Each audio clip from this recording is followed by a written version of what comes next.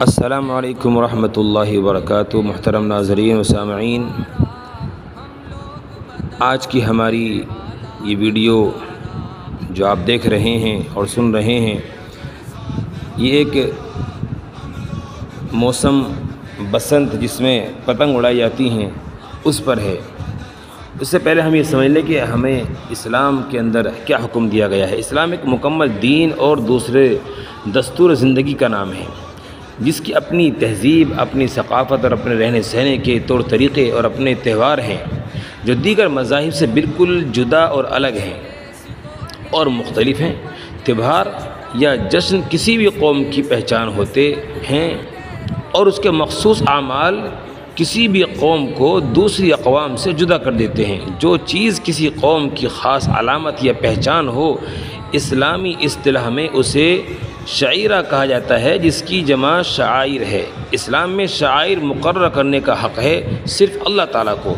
اس کے لیے شعائر کو اللہ تعالیٰ نے اپنی طرف سے منسوب فرمایا ہے، اور اس لحاظ سے مسلمانوں کے لیے صرف وہی تہوار منانا جائز ہے جو اسلام نے مقرر کر دیے ہیں۔ ان کے علاوہ دیگر اقوام کے تہوار میں حصہ لینا مسلمانوں کے لیے قطعاً جائز نہیں ہے۔ پتنگ بازی ایک غیر اسلامی رسم ہے جسے مسلمان کسی بھی صورت میں قبول نہیں کر سکتے۔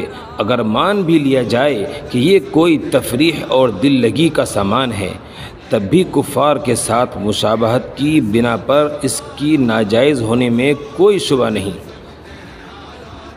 اور صحیح حدیث میں اللہ کے نبی صلی اللہ علیہ وسلم نے فرمایا کہ جس نے کسی قوم کی مشابہت اختیار کی، وہ اسی کے حشر میں کل قیامت کے دن اٹھایا جائے گا۔ اسی قوم کے ساتھ حشر ہوگا جس نے اس کی مشابہت اختیار کی۔ اور عموماً پتنگ بازی میں نہ تو کسی وقت کا خیال رہتا ہے، نہ فرائض کا دھیان، بس ایک ہی دھن سر پر سوار رہتی ہے۔ یہی وہ بات ہے جسے اللہ تعالیٰ نے قرآن حکیم میں شراب اور جوئے کے حرام ہونے کی علت بتلایا ہے۔ آدمی نشے میں ہوتا ہے تو نشے کی حالت میں نہ اس کو حرام حلال کی تمیز ہوتی ہے، نہ کسی اور چیز کی تمیز ہوتی ہے۔ جوئے کے اندر بھی وہی حرام حلال کی آدمی کو کوئی پرواہ نہیں ہوتی، وہ بس نشے کے اندر جوئے میں سب کچھ ضائع کر دیتا ہے۔ اور اللہ کے نبی کی وہ حدیث جو اس میں اللہ کے نبی نے فرمایا کہ 5 چیزوں سے پہلے غنیمت سمجھو، جس میں سے ایک فراغت ہے، جس کو غنیمت سمجھو، فراغت کو جو ہے غنیمت سمجھو مشغولیت سے پہلے۔ تو غنیمت سمجھنے کا حکم یہاں یہ دیا گیا ہے کہ اس فراغت کو غنیمت سمجھنے کا مطلب اپنے آپ کو ہر دم خدا کی یاد میں مشغول رکھنا ہے۔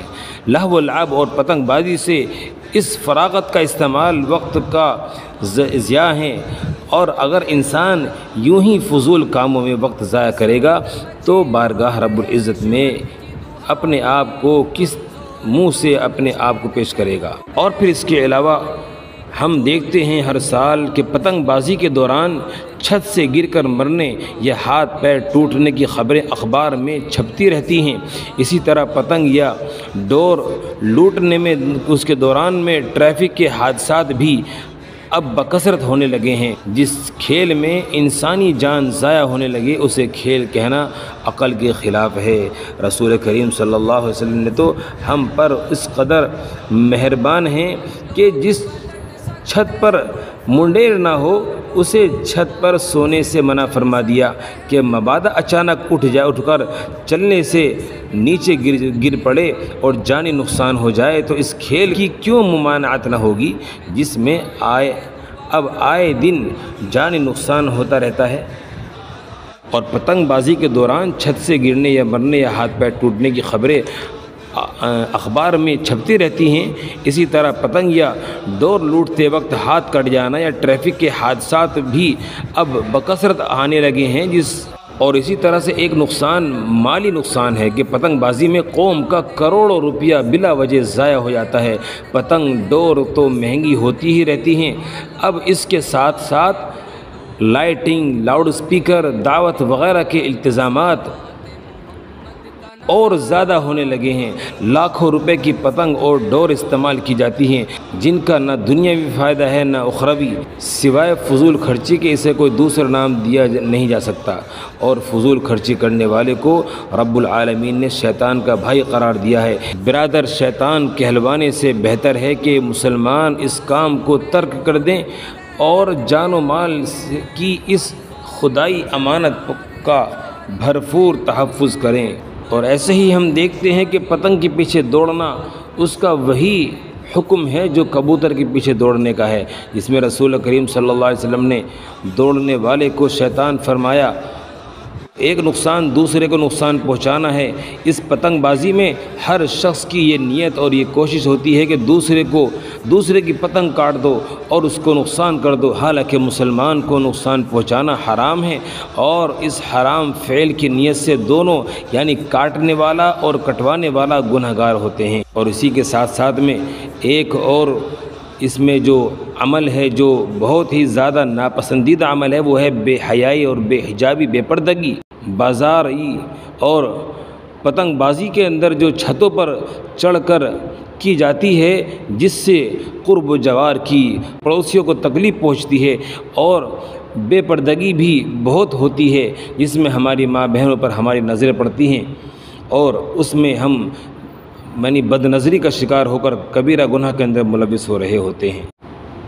اور دیگر مزید گناہوں میں ایک گناہ یہ کہ ان سابقہ خرابیوں میں کے علاوہ اب ہمارے دور میں پتنگ بازی کے موقعوں پر ڈی جے، لاؤڈ اسپیکر پر نعرے بازی، گانا بجانا، مرد عورتوں کا مخلوط اجتماع بھی بکثرت ہونے لگا ہے۔